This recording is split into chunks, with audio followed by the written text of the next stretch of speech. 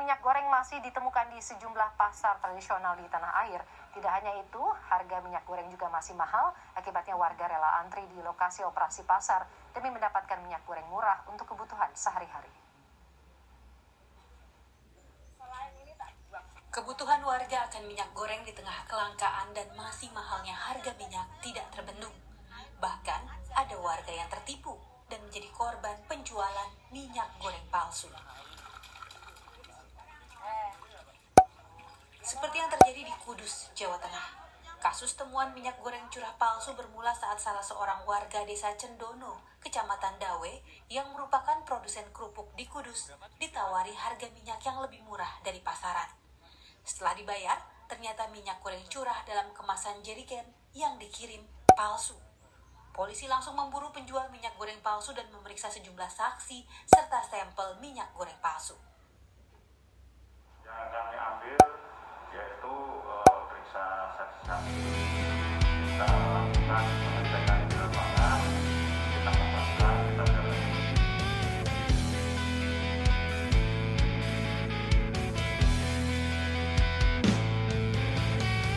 Apa kabar semua?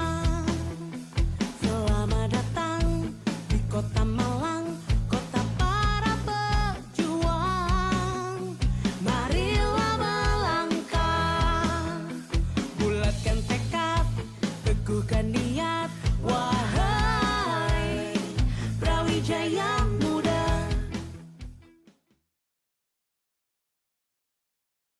Halo guys, jadi gimana nih guys? Halo ya. Jadi apanya nih yang gimana? Ya itu tentang berita yang kukirim di grup WhatsApp kemarin. Oh iya ya. Itu ada kaitannya sama pasar persaingan sempurna dan tidak sempurna nggak sih menurut kalian gimana guys? Oh iya itu kayaknya ada sih. Bener tuh, ada kaitannya. Gimana kalau kita bahas dari dasarnya dulu, biar kita semua jadi sama-sama paham gitu. Oh boleh sih, kan kita kemarin juga baru belajar kan di perkuliahan minggu lalu. Iya ya. Menurut kalian nih, pasar persaingan sempurna dan tidak sempurna itu apa sih? Kalau menurut materi yang disampaikan minggu lalu nih ya, jadi pasar persaingan sempurna itu adalah pasar yang di dalamnya meliputi penjual dan pembeli dengan jumlah yang sangat banyak. Dengan catatan nih, kedua pihak tersebut gak bisa mempengaruhi harga, sebab harga sudah ditentukan oleh pasar itu sendiri. Penentuan harga-harga sungguh terjadi berdasarkan penawaran dari produsen serta permintaan dari konsumen. Terus kalau pasar persaingan tidak sempurna itu sebuah pasar yang mana selisih penjual dan pembelinya sangat banyak. Kalau menurut kalian gimana? Kalau dari yang aku baca-baca nih ya, pasar persaingan sempurna itu merupakan salah satu model pasar yang paling klasik nih, dan paling sering banget digunain dalam analisis ilmu ekonomi, di mana pasar persaingan sempurna itu punya mobilitas sempurna di dalamnya. Pasar persaingan sempurna merupakan sebuah struktur pasar di mana terdapat banyak penjual atau perusahaan yang menghasilkan barang. Itu teman-teman. Nah, terus kalau buat pasar persaingan tidak sempurna, merupakan salah satu struktur pasar di mana jumlah penjual lebih banyak daripada jumlah pembeli, yang mana hal tersebut membuat pembeli itu terlihat begitu masif. Gitu. Aku setuju sih. Terus pasar persaingan sempurna dan tidak sempurna itu kan punya karakteristik sendiri gitu. Nah, menurut yang aku baca nih, karakteristik dari pasar persaingan sempurna itu yang pertama adanya kebebasan bagi produsen untuk masuk atau keluar dari pasar tanpa terikat perjanjian tertentu. Nah, yang kedua nih, jumlah pembeli dan penjual untuk barang dengan jenis yang sama itu ada banyak banget. Lalu, harga terbentuk dari mekanisme pasar itu sendiri, dan yang paling terakhir nih, produk yang mereka jual itu sifatnya homogen atau sama.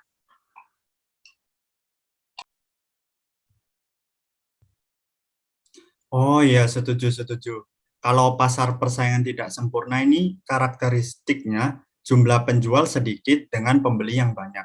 Barang yang ditawarkan sifatnya heterogen, penjual menjadi price maker, juga sulit bagi penjual untuk masuk ke dalam pasar.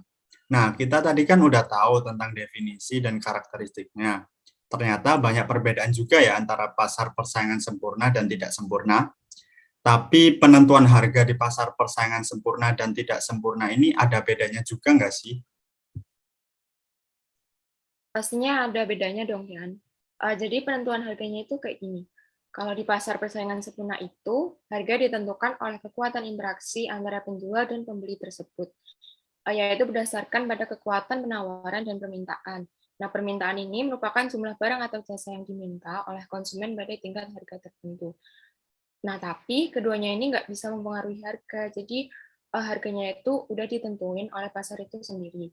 Nah, kalau di pasar persaingan tidak sempurna, penjual itu lebih memiliki kuasa dan hanya sedikit pihak yang mempengaruhi pasar. Jadi penjualnya itu bebas nih dalam menentukan harga yang mereka inginkan. Oh gitu ya. Kalau dari berita yang aku kirim kemarin itu kan membahas tentang minyak goreng ya. Nah, industri minyak goreng ini termasuk pasar persaingan sempurna atau tidak sempurna ya, guys? Kalau menurutku pasar persaingan sempurna sih. Ya karena kayak definisi dan karakteristik dari pasar persaingan sempurna itu sendiri. Yang mana pasar ini tuh punya banyak banget penjual dan pembeli. Nah, minyak goreng ini kan banyak produsennya ya. Kita juga bisa lihat tuh di pasaran ada banyak juga merek minyak goreng yang dijual. Terus juga penentuan harga minyak goreng ini kan disesuaikan sama permintaan dan penawaran di pasar. Jadi udah kelihatan jelas kalau minyak goreng ini masuk ke pasar persaingan sempurna, guys. Oh gitu ya, setuju banget sih. Nah, terus kalau seumpama dikaitkan dengan berita yang kemarin itu, menurut kalian penyebabnya apa aja sih? Sebentar guys, aku tadi kan habis browsingnya. Aku izin kirim link dulu ya.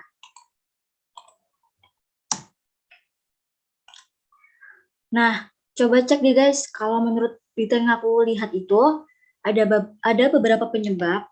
Yang pertama itu karena kenaikan harga minyak sawit di dunia, lalu ada penerapan kebijakan B30, dan yang terakhir itu karena tergabungnya arus logistik. Nah, iya benar-benar yang dibilangin Dewi tadi. Kalau dari sudut pandang ekonomi itu, kan kenaikan harga minyak sawit, kenaikan harga minyak goreng terjadi karena kenaikan harga minyak mentah sawit. Nah, produsen minyak goreng itu jadi memproduksi kurang dari biasanya. Nah, dari situ itu akhirnya permintaan minyak goreng nggak selaras dengan penawaran minyak goreng itu sendiri. Nah, betul tuh. Aku mau nambahin lagi dari Jasmine. Jadi, secara ekonomi, pemasaran minyak goreng terganggu dari sisi penawaran. Hukum penawaran berbunyi apabila harga dari suatu barang meningkat, maka akan meningkatkan juga jumlah penawaran yang dilakukan di pasar. Saat ini, fenomena minyak goreng itu yang terjadi di Indonesia, utamanya terjadi karena adanya spekulan yang membuat harga minyak goreng di masyarakat jadi terlalu tinggi. Tadi kan malah bahasnya tentang penawaran ya. Nah, ini kalau dari sisi permintaan tuh, pasokan barang yang ditawarkan itu biasanya lebih sedikit. Nah, karena hal itu akhirnya berdampak pada kebutuhan masyarakat akan minyak goreng yang tidak bisa terpenuhi. Dari situ terjadi kelebihan permintaan yang mana bisa kita lihat sendiri banyak orang-orang itu berebutan minyak di mana-mana, hampir di seluruh Indonesia semuanya rebutan kan ya.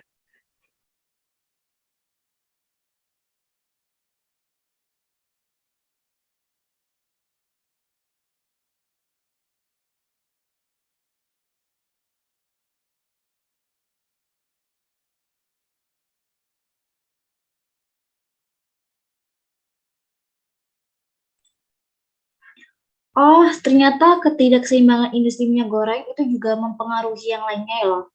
Contohnya itu kayak harga bahan pokok lain yang ikut meningkat, harga makanan di pasar yang meningkat, lalu inflasi, dan masih banyak lagi. Dari tadi kan kita ngomongin banyak ya di ekonomi, macam-macam, ada permintaan, penawaran, dan yang lainnya. Nah, itu pasti ada kurvanya nggak sih? Kalau ada kurvanya tuh bakal gimana ya? Tenang aja Sil, aku punya kurvanya nih. Aku izin share screen ya.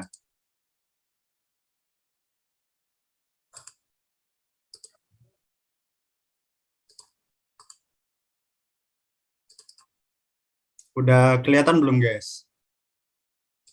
Udah ya? Nah, jadi ini itu adalah kurva keseimbangan pasar, guys. Jadi perpotongan antara permintaan dan penawaran yang terbentuk dari garis kurva ini yang merupakan titik keseimbangannya. Kondisi seimbang ini terjadi karena jumlah barang yang diminta sama dengan jumlah barang yang ditawarkan pada tingkat harga tertentu. Benar banget sih yang kamu bilang, Yan. Terus aku mau nambahin nih, kalau kurva keseimbangan itu juga bisa berubah loh. Aku izin share screen ya.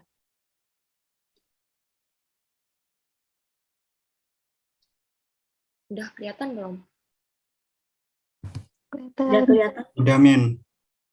Nah, jadi kurva yang aku tunjukin itu tuh karena kena subsidi. Jadi kurvanya itu berubah saat pemerintah memberikan subsidi sebesar S per unit barang pada suatu perusahaan. Nah, beban produsennya itu kan berkurang sehingga harga dapat diturunkan karena harga per unitnya itu turun. Maka harga keseimbangan pasar yang baru jadi lebih rendah dari semula. Terus jumlah atau kuantitas keseimbangan pasar itu menjadi lebih tinggi. Jadi di grafik ini kan fungsi penawarannya bergeser ke bawah sejauh S per unit, dan grafik fungsi permintaannya itu bakal tetap. Nah, itu ada kebalikannya kalau kena pajak, guys. Nah, ini kalau kena pajak. Jadi yang terjadi itu adalah kebalikannya dari yang kena subsidi tadi. Kurva penawaran itu akan bergeser ke kiri dan kurva permintaannya itu tetap. Karena ini kebalikannya, jadi subsidi itu biasanya disebut dengan pajak negatif gitu. Oh, ternyata gitu ya, Min. Kalau diskusi bareng gini jadi paham sih. Setuju banget nih. Kapan-kapan kita diskusi bareng lagi. Iya boleh tuh, soalnya kan masalah perekonomian di Indonesia juga banyak banget kan. Pasti bakal seru kalau kita bisa bahas bareng lagi. Ya udah, guys, kalau gitu aku end Zoom dulu ya. Makasih ya, guys. Dadah. Makasih ya, guys. Makasih. Makasih ya.